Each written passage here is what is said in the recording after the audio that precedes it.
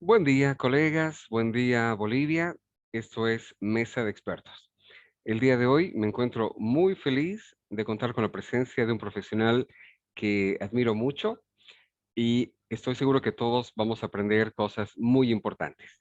El día de hoy es muy importante porque este caballero nos va a ayudar a entender eh, qué es lo que está pasando con Bolivia, con la educación, pero desde un punto de vista internacional. Quiero presentarles a ustedes una persona que tiene mucha experiencia internacional, puede comparar cómo está la educación hoy y básicamente la proyección en cuanto a la bolsa de trabajo. Así que muchos puntos muy interesantes por conversar el día de hoy.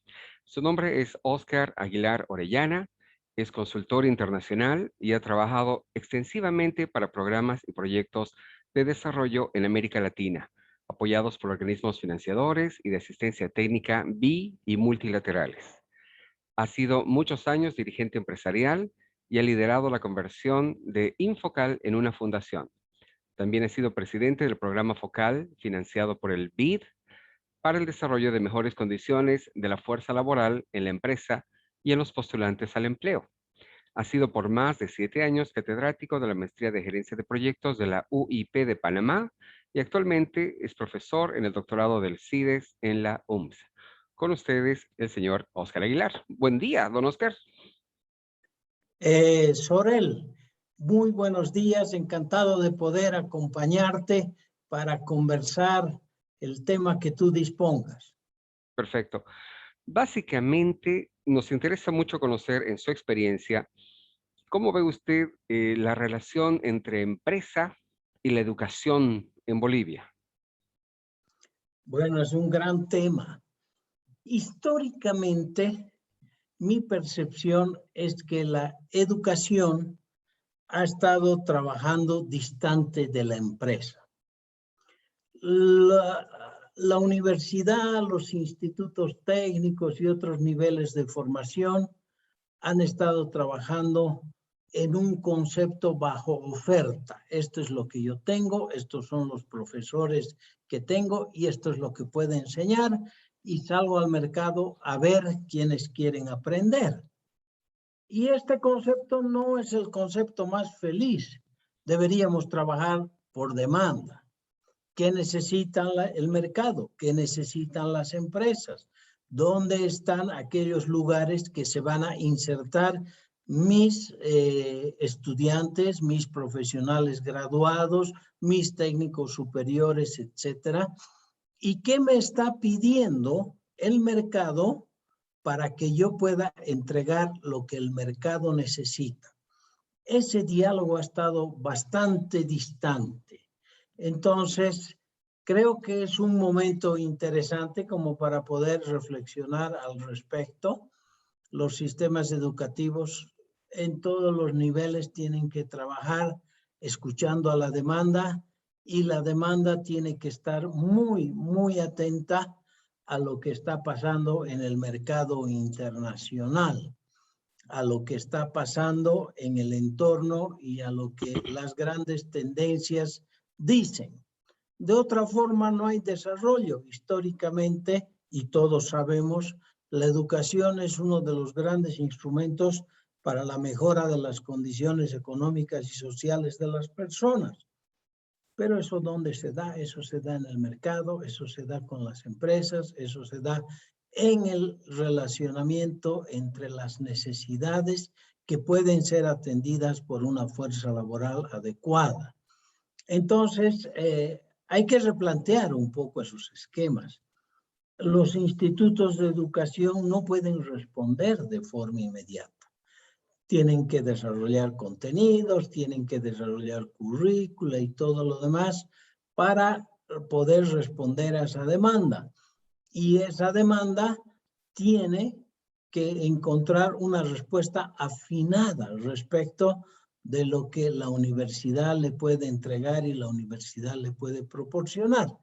Si tú miras la universidad pública en Bolivia produce abogados. Y las universidades privadas contribuyen a una gran cantidad de abogados. Entonces, tenemos en el país la cantidad suficiente de mercado, de casos, de juicios, de acciones que se pueden realizar entre uno y otro lado para ser atendida por abogados o no? La respuesta es lógicamente no. Por eso tenemos abogados que están trabajando, profesionales universitarios, en las peores condiciones, en las peores circunstancias, o en su caso están manejando un taxi, porque no encuentran una inserción laboral adecuada a lo que ellos han sido formados. Esto como un ejemplo. Y precisamente ahí es donde, de alguna manera, esa visión país, esa visión futuro, esa visión mercado, esa visión empresas insertadas en el mercado internacional, tiene que funcionar para evitar este tipo de cosas, ¿no? Don Oscar, yo voy a resumir un poco el punto porque me parece muy importante. La oferta educativa en Bolivia está pensada en cuanto a la oferta y no en base a la demanda. Esto es sencillo, pero revolucionario. Mi pregunta es esta, ¿una universidad podría hacer este cambio o realmente tendría que cambiar todo el sistema? Bueno, a ver, si vamos un poco más atrás en el sistema educativo, hace muchos años hemos estado hablando de la gran necesidad de hacer una reforma. Y esa necesidad sigue, esa necesidad persiste. Los niveles educacionales de básico o los elementales y los de secundario no están siendo acordes a lo que demanda, digamos, uno, el país, y dos, a lo que está sucediendo, sin ir lejos, en los países vecinos. Entonces, en Bolivia se ha dicho poco sobre eso, pero es un gran tema. Bolivia no tiene estadísticas, Bolivia no tiene una visión, Bolivia no tiene oídos para escuchar qué es lo que está pasando y en qué está fallando. Entonces, cuando subimos un nivel más, estamos encontrando, cuando yo digo la educación superior, la educación técnica superior, me refiero a un todo. Y ese todo es casi la totalidad de nuestras universidades, porque si tú te fijas, la oferta educativa es la misma. En las ciertas universidades se enseñan carreras empresariales y en otras se enseña lo mismo, administración de empresas, se enseña economía, se enseña mercadeo y otro tipo de cosas, que son las tradicionales. Ahora, lógicamente, en un mercado donde uno es libre de comportarse, puede ser una o pueden ser varias. Pero el tema, digamos, es tomar conciencia de que la universidad debe responder mejor al país y debe responder mejor a la empresa. En su punto de vista, ¿esta respuesta existe en Bolivia en las universidades públicas? ¿O usted ve la misma desconexión del futuro No. estadístico, si quiere, en las universidades públicas que deberían tener tal vez mayor cercanía al gobierno y por tanto tener una idea más clara de qué es lo que se está esperando, qué tipo de profesionales para el futuro? ¿O es igual? El comportamiento es generalizado, no hay ninguna diferencia. Entonces, las universidades le están dando un cierto tono de ingeniería financiera, pero ¿qué es lo que estamos hablando? Estamos hablando finanzas. Y entonces cuando vamos a la universidad de frente, tenemos el mismo contenido, finanzas para el gobierno, finanzas para la empresa. No hay gran diferencia en eso. De lo que estamos hablando es, ¿quién sabe incorporar un mecanismo institucional? ¿Quién sabe lo hacen individualmente en las empresas? ¿Quién sabe es una acción que se pueda institucionalizar? Por ejemplo, crear una comisión educativa nacional superior, por decirte algo, donde tú puedas acercar la oferta y la demanda para permitir que esto se pueda, digamos, atender y atender de una forma anticipada. Voy a darte un ejemplo. Estamos hablando de que el país va a ir al litio. El país va a ir a las baterías electrónicas, el país va a ir a ahorrar los combustibles y los autos van a ser eléctricos. ¿Y qué universidad te está enseñando eso ahora? ¿En qué universidad vas a salir ingeniero de litio? ¿En qué universidad vas a salir experto en baterías? ¿En qué universidad vas a manejar esa tecnología? A eso es a lo que me refiero. Hoy en día tenemos una crisis en el tema de petróleo, por ejemplo. Lo lógico sería tal vez que el gobierno limitara las plazas en el estudio de ingeniería petrolera. ¿A eso se refiere el sistema que usted plantea? No, yo me refiero al diálogo, me refiero al diálogo que tiene que existir entre lo que el mercado puede ofrecer y lo que la actividad económica, sea pública o privada, puede demandar. Problema de calidad es otro. Estás abriendo un gran tema. ¿Cómo estamos en calidad? ¿Cómo nos podemos comparar en los niveles elementales y en los niveles superiores? ¿Qué pruebas aplicamos en Bolivia? ¿Cómo está el aseguramiento de que nuestros niños realmente están aprendiendo lo que tienen que aprender y que nuestros profesionales universitarios salen con un perfil profesional competitivo en otros países? Parece que no, porque la gente que quiere hacer carrera hace un esfuerzo, hace un sacrificio, consigue una beca y se va del país. Y cuando tú preguntas, ¿y por qué no estudias en Bolivia? Te dicen porque la calidad es baja. Y entonces, a elegir, voy a decirte algo, un médico formado en Bolivia o un médico formado, no sé, en México, formado en el Brasil, etcétera, ¿cuál eliges? Es fácil, abres el periódico y dice, tal médico formado en tales universidades del mundo. Eso es lo que te están mostrando los profesionales que han asistido a un cierto nivel de educación, a un cierto nivel de formación, a un cierto nivel de práctica, a un cierto nivel de tecnología, mejor al que tenemos localmente.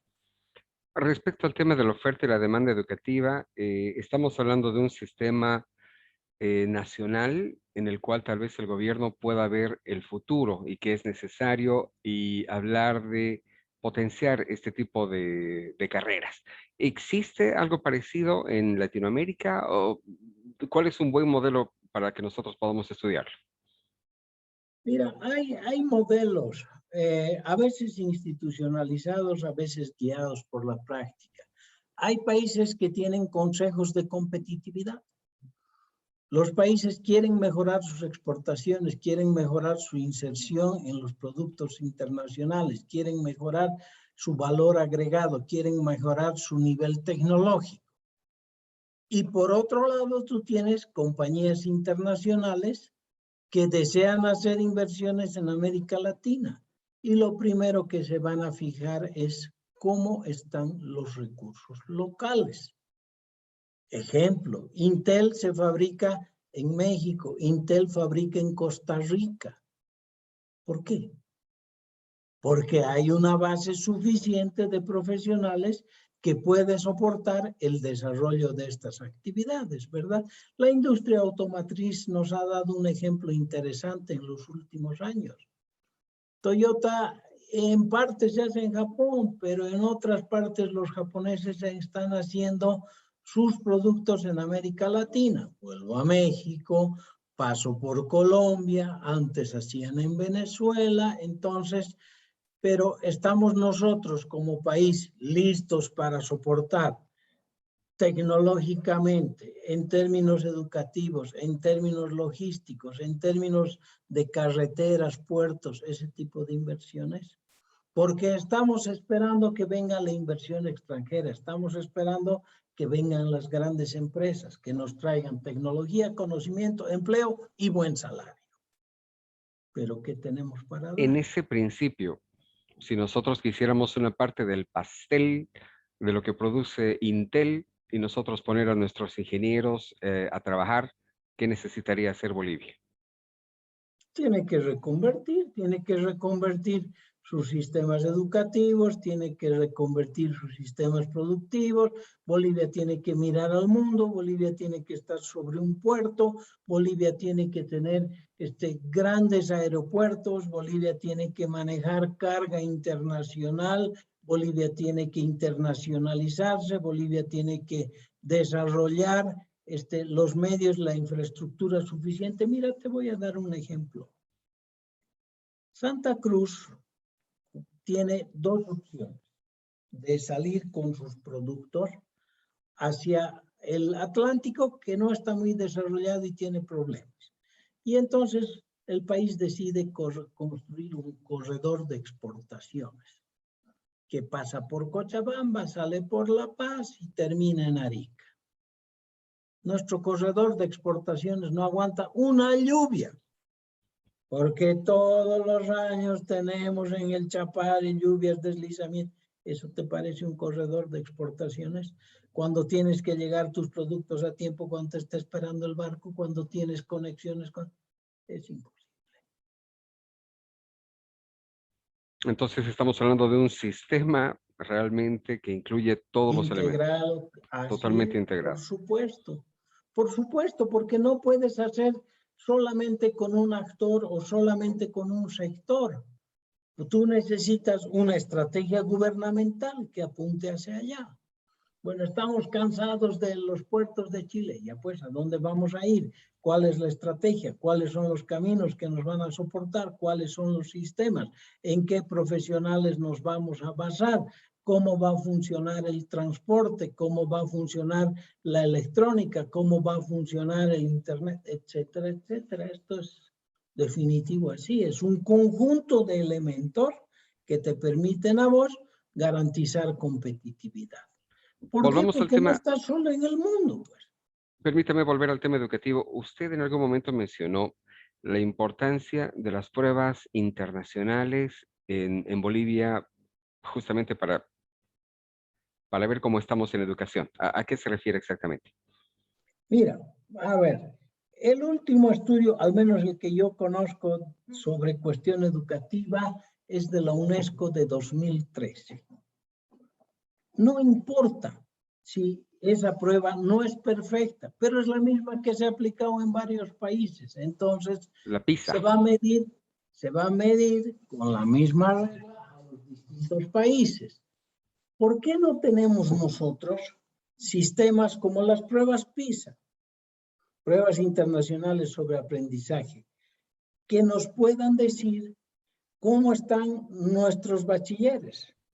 ¿Por qué no tenemos información sobre eso? ¿Por qué no tenemos datos sobre eso? ¿Por qué no podemos compararnos?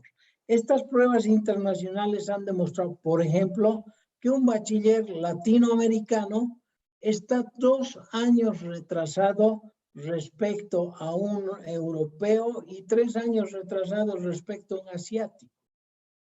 ¿Qué es lo que te quiero decir con eso? Lo que te quiero decir con eso es que el bachiller asiático sale bachiller a un nivel de nuestro mismo bachiller que está 3 años menos en su educación y en su formación. Si tú quieres mejorar, tienes que medirte y tienes que compararte, es básico. Existen varios actores, probablemente independientes, que justamente y casualmente están pidiendo por una prueba PISA para Bolivia.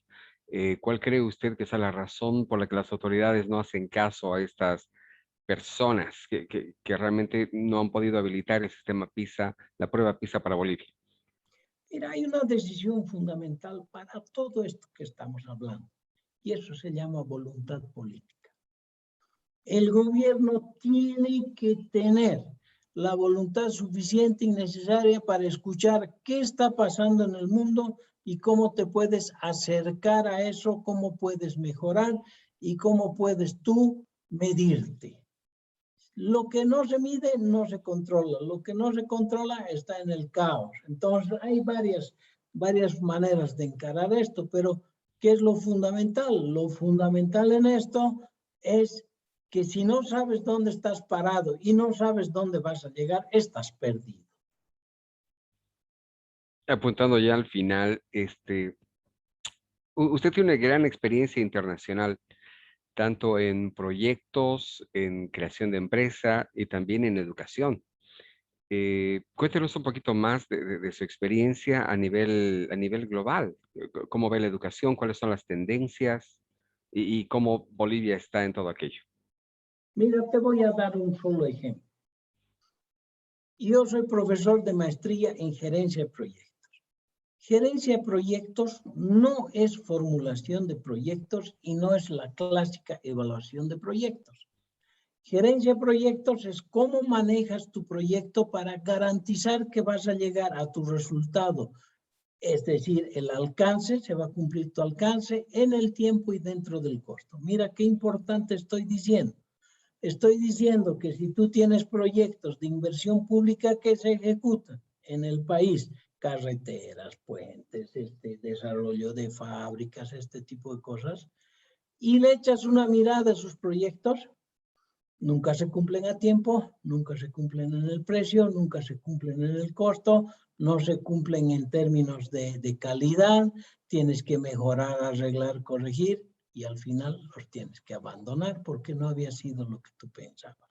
¿De qué estamos hablando? Estamos hablando de millones de dólares de inversión pública, por ejemplo, que no te van a producir nada en beneficio del boliviano. Entonces, no hay en Bolivia una maestría en gerencia de proyectos en ninguna universidad boliviana. Lo mismo cuenta para las inversiones privadas, ¿no?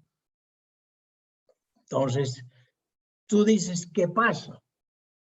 Bueno, pasa que alguien está mirando con ojos de que no sabemos si la demanda no está, de los estudiantes estará lista para esto. No, pero claro, la necesidad es grande y tienes que invertir. Y todos los actores tienen que estar dispuestos a invertir y tiene un costo.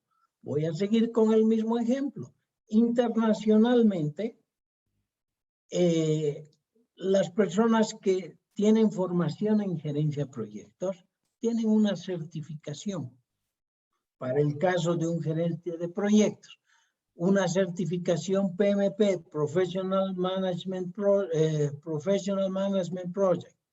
Un profesional en gerencia de proyectos tiene una certificación PMP. Esa certificación es la misma en Bolivia, es la misma en Colombia, en Centroamérica, en Estados Unidos, en la China, en los países árabes. Entonces, ¿qué te estoy diciendo con eso? Que esa formación y esa certificación te permite a vos trabajar en esa área, en ese tema, en el país que tú quieras. A ver, dime si eres médico. ¿Puedes ir a trabajar de médico al Brasil?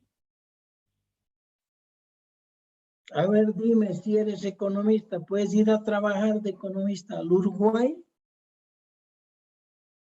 Pero el mundo está demostrando que hay ciertas habilidades, que hay cierto conocimiento que se puede certificar y que puede ser global. Y eso está sucediendo hoy día, en este momento. No solo con esas certificaciones, estoy hablando de una gran variedad de certificaciones que valen lo mismo en cualquier parte del mundo, porque tú sabes qué ha estudiado, qué conoce a esa persona y qué trabajo puede hacer y qué valor agregado te puede dar. Cosas que no están pasando con las profesiones tradicionales. Voy a volver al punto más personalmente que me ha llamado más la atención. Yo lo resumiría diciendo que la universidad no está produciendo en Bolivia lo que el mercado requiere. Eh, ¿Quiere decirnos algo más al respecto? ¿Cuál es la solución, tal vez? Bueno, es difícil encontrar una solución única, ¿no? Las universidades son autónomas, las universidades públicas, las universidades privadas tienen sus propias estrategias, pero lo que yo digo es, si el gobierno pudiera dar una estrategia, una visión, algo que nos diga como país, voy a decirte algo, y voy a usar un ejemplo simple. En los próximos 10 años vamos a acceder a los puertos por hilo. Y ya no vamos a tener carga hacia Chile. Entonces, ¿qué tienes que hacer?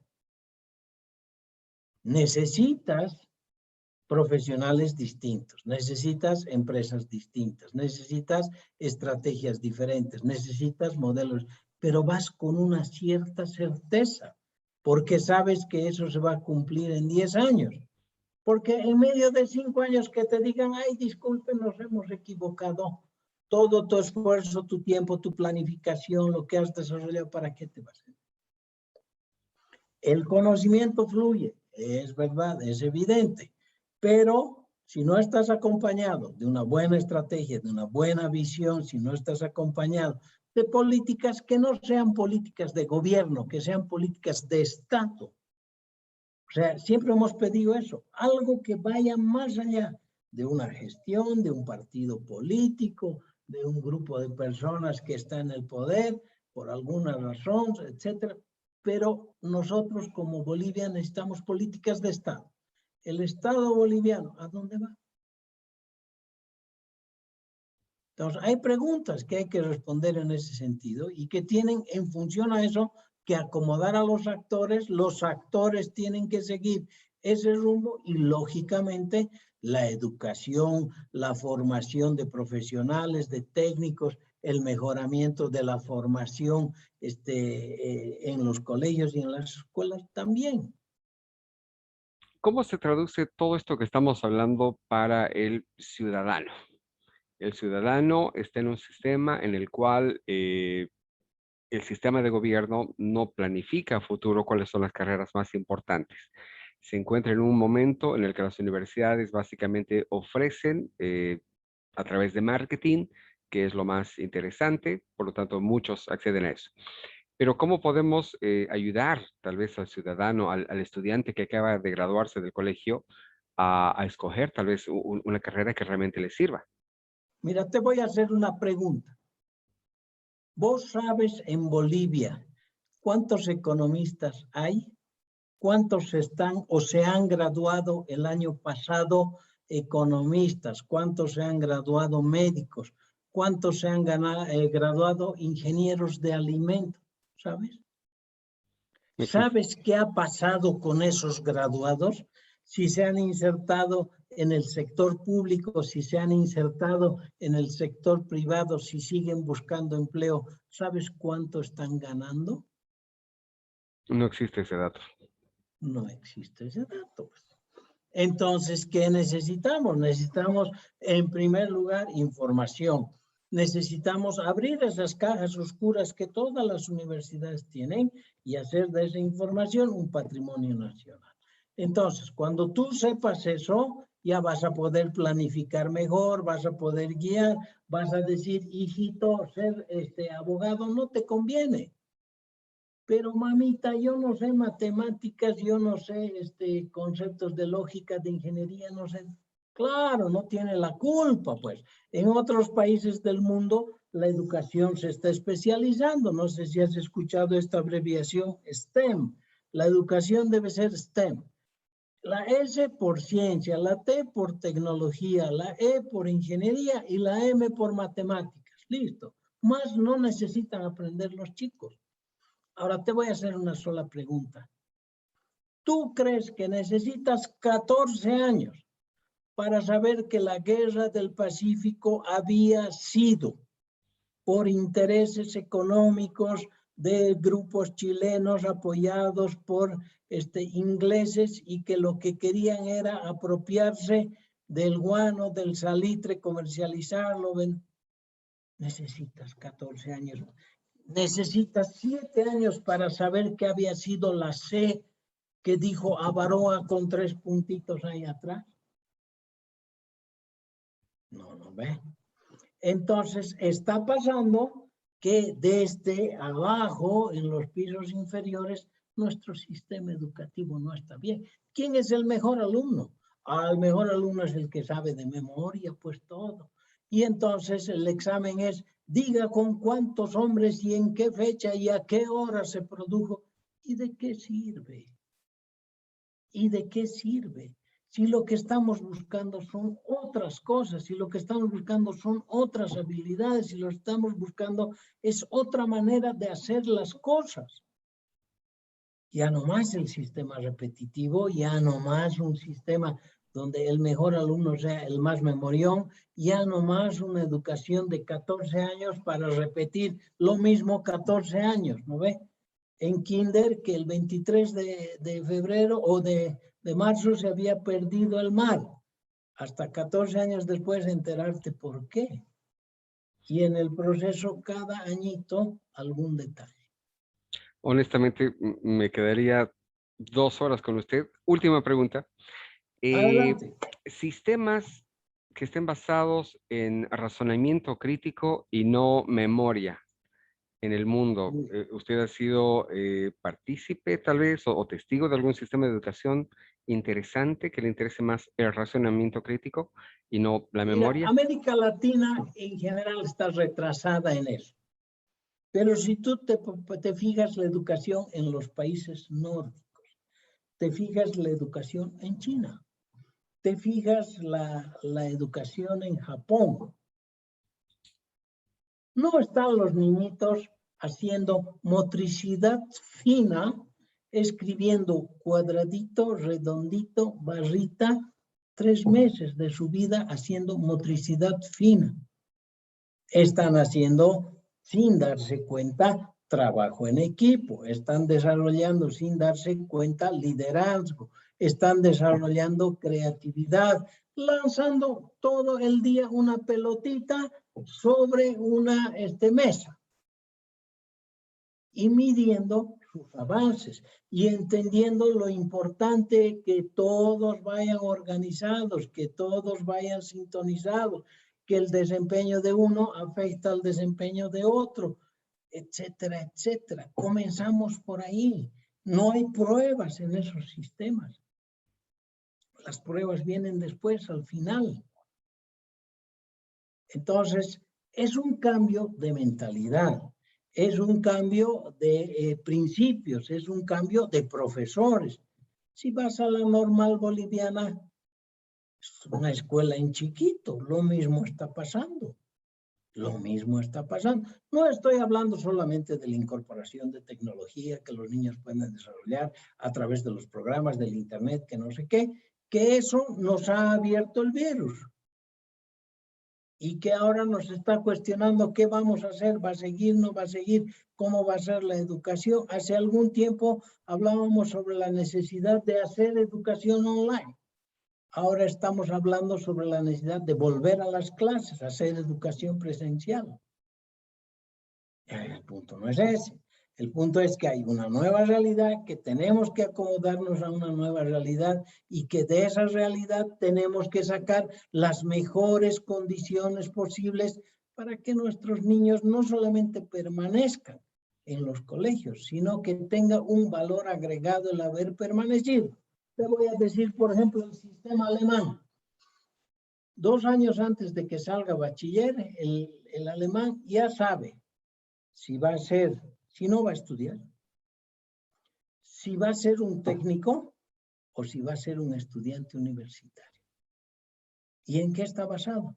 Está basado en sus inclinaciones y en sus méritos. Medicina solo estudian los mejores. Educación solo estudian los mejores y van a ser mejor pagados.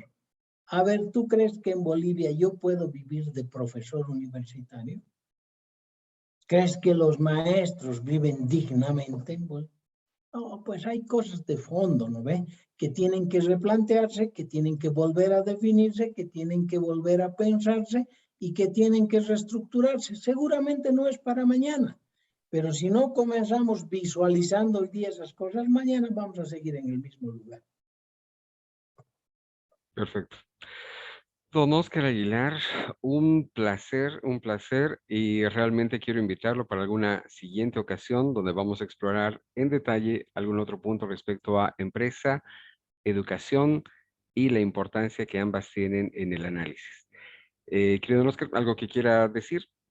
No, el tema pues es grande. Esto no se habla en 15 minutos o en media hora.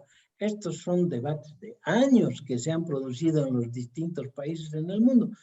Pero hoy en día la información está. ¿Quieres saber algo? Conéctate al Google, vas a aprender y vas a tener datos de qué había pasado y cómo había pasado. Entonces ya no es necesario volver a pasar por el mismo sufrimiento que otros han pasado. Solo hay que ser lo suficientemente inteligente para agarrar esa información, convertirla en un buen conocimiento y darle una buena aplicación. Te agradezco por la entrevista, por la charla. El tema es apasionante, pues. Muchísimas gracias, don Oscar. Esto Ok, fue con gusto. Mesa de Expertos.